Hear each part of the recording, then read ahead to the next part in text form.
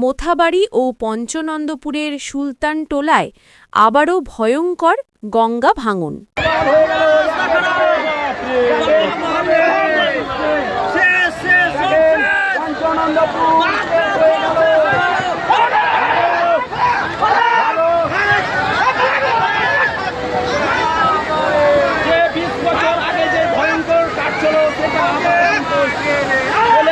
মোথাবাড়ি ও পঞ্চনন্দপুরের সুলতানটোলায় আবারও শুরু হয়েছে ভয়ঙ্কর গঙ্গা ভাঙন।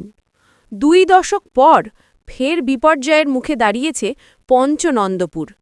নদীর গর্ভেই তলিয়ে যাচ্ছে সপ্তপুরুষের ভিটেমাটি, ঘাম ঝরানো চাষের জমি, এক টুকরো স্বপ্ন নিয়ে তিলে তিলে গড়ে তোলা বাড়িঘর। গঙ্গার গ্রাসে মুহূর্তে গিলে খেয়েছে চাষের জমি, রাস্তা, বহু বাড়ি। ভাঙনের আতঙ্কে নদী তীরবর্তী মানুষ স্বপ্নে বোনা আশ্রয়স্থল নিজের হাতে ভেঙে ঘরের সামগ্রী, ইট কাঠ অন্যত্র সরিয়ে নিয়ে যাচ্ছেন।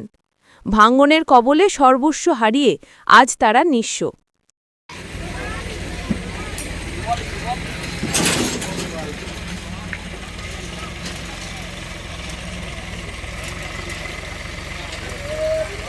প্রায় 1 মাস ধরে সুলতানটোলার মানুষজন খাবার ও বিশুদ্ধ জলের অভাবে অমানবিক কষ্টে দিন কাটাচ্ছেন। স্থানীয়রা জানাচ্ছেন, নেতারা শুধু এসে ছবি তুলে চলে যাচ্ছেন। মানুষের কান্না, ক্ষুধা, তৃষ্ণা তাদের চোখে ধরা পড়ে না।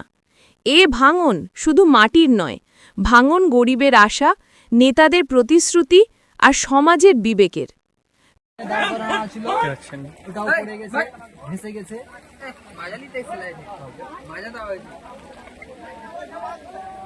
ফুল গাছের তলে ওটা ভাসছে, দেখতেই পাচ্ছেন। এটা গামহাড় গাছ, কেটে উপরে শুকনো জায়গায় ছিল 300 মিটার দূরে, 300 মিটার দূরে ছিল। সেই জায়গা পড়ে গিয়ে সেটাও পড়ে গেল।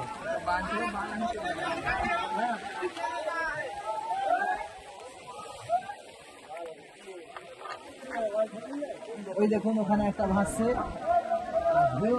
গামহাড় গাছের।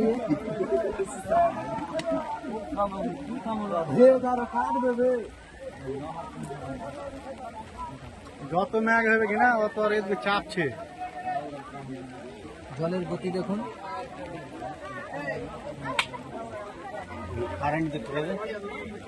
কালিয়াচক থেকে আবু রাইহানের রিপোর্ট, নতুন পয়গাম।